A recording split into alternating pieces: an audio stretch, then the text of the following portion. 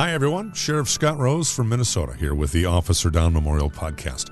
First of all, I'd like to wish everyone a belated, very Merry Christmas. Hope you had a great one with your family. I just want to take a minute to thank everyone for your support this past year. You have no idea how much it means to these survivor families to see how many people are listening to the stories of their fallen heroes, are helping make sure that their service and their sacrifice is never forgotten. So that means so much to me, and even more so to these families. In our first 12 months, we've shared 24 fallen hero stories. Stories that have been downloaded in all 50 states and now in over 40 countries.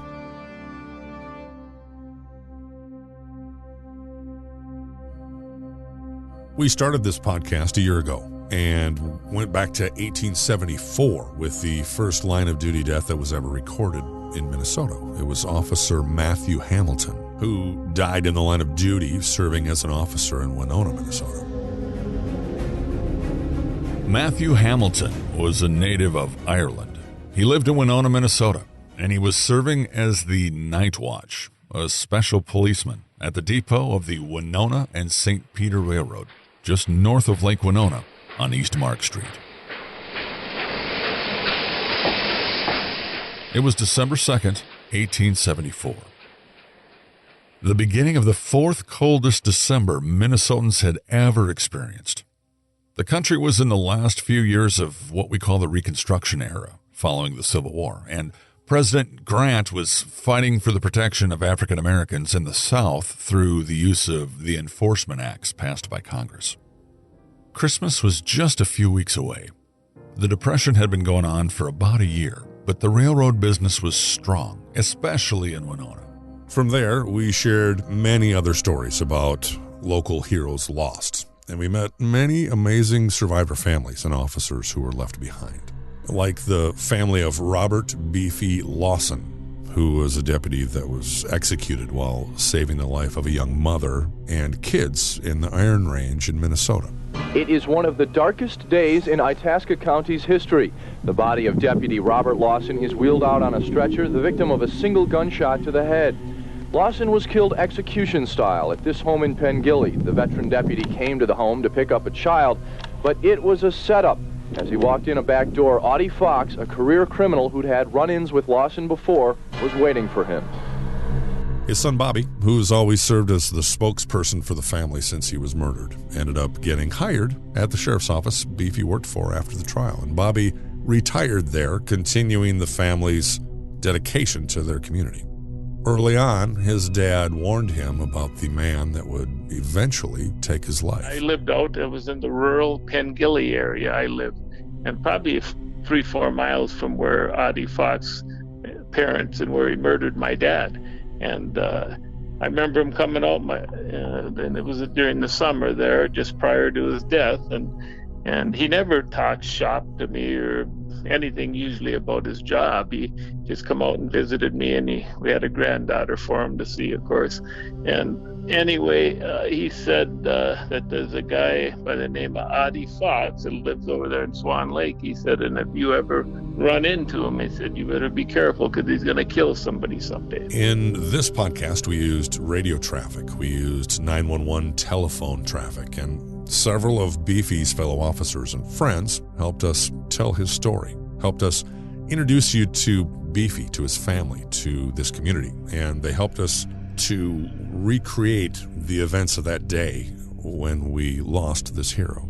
Beefy was a guy that he had a great way about himself, and he solved a lot of crime. He always had the belief, and something he shared with me, Pat, you want respect? You treat people with respect. No matter how bad of a person they are, you still treat them respectfully, and they'll respect you back. And he always saw the good in somebody. And he dedicated a lot of his time to youth, troubled youth. You always try to get them on the right side. You try and get distance from people's tragedies, but the death of Beefy, it just shot home to all of us how permanent murder is. We also learned about Sean Schneider from Lake City, who was killed by a disturbed boyfriend of a teenage girl. He saved her life in the process. The Lake City police officer who was shot while responding to a domestic disturbance call died this evening. It was just 11 days ago that we told you about the incident involving Officer Sean Schneider, and now his family is thanking everyone for their support and well wishes during this difficult time. Authorities say 25-year-old Alan Silty Jr. shot Schneider in the head, then took his own life. In Sean's podcast, we also met his partner, Kevin, who walked us through what happened. I go around, whole thing's fenced in, so I run all the way around the garage, come to a back corner, kind of the opposite corner of where the front door was.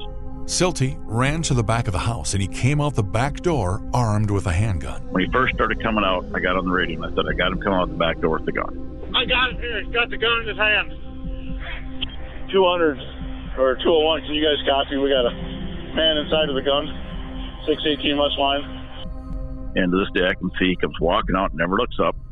I don't know if he's talking to himself, what the deal is. And he comes out the back door of the porch. I let him get away from the house. I could see the gun. He doesn't look up. And I, of course, drew down on him and I said, "Please drop the gun." And he barely glanced at me, looks back down, turns around, walks right back in the house. Doesn't raise his gun. Nothing. Keeps it down at his side, almost towards the back part of his leg.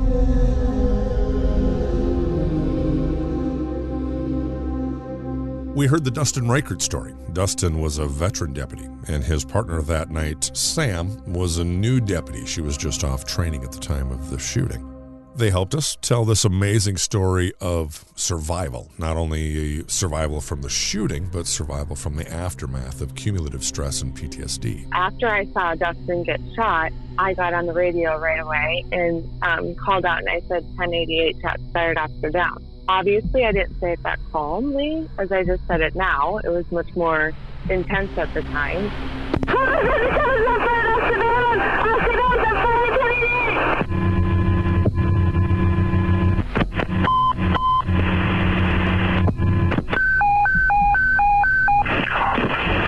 Information for cars, officer down in Andover. 2118 140th Lane, officer down, ambulance en route. In Minnesota, 1088 is the 10 code for officers in trouble. He needs help now. When officers hear this call, the call of one of their own down, they start responding from everywhere. 13 in row, where's she at? 2118 140th Lane. 4038 in route. 4038 235. 3 King 08 out. 3 King 08 236. King 35 will start. 3 King 35 236. We told the Corey Slifko story, the story of a true hero whose struggle with PTSD, cumulative stress, and chronic pain from injuries ended in his death. A super emotional story told by his family and his friends. It seemed really, really odd to me that he hadn't called, he hadn't checked in, he hadn't been like, hey, my husband's volleyball, like none of the above. And initially I thought he was just sleeping and still sick, not feeling well.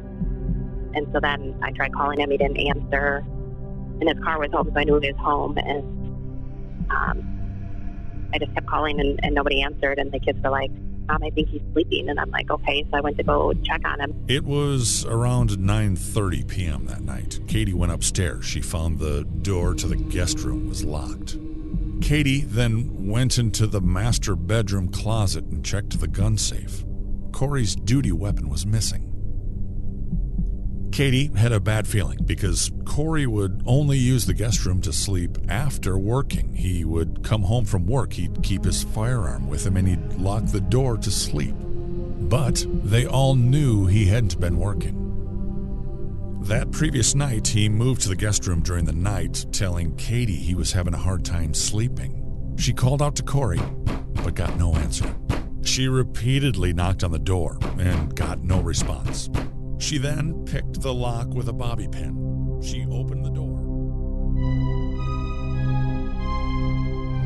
Our last hero story in 2021 was the Brian Kleinfelter story.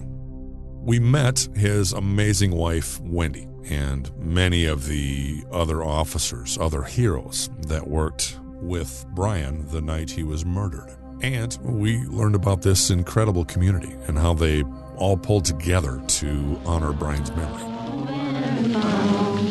Kleinfelter, as you know, was shot to death last week after pulling over 3 robbery suspects fleeing in a stolen truck. I just want people that knew him, to remember how much he loved life. He really did. And that's why I can't believe that this is over.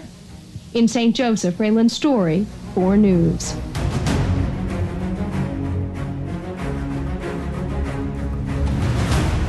These are just a few examples of the amazing hero stories we shared this past year. For those of you listening who have supported us throughout the year, I want to thank you.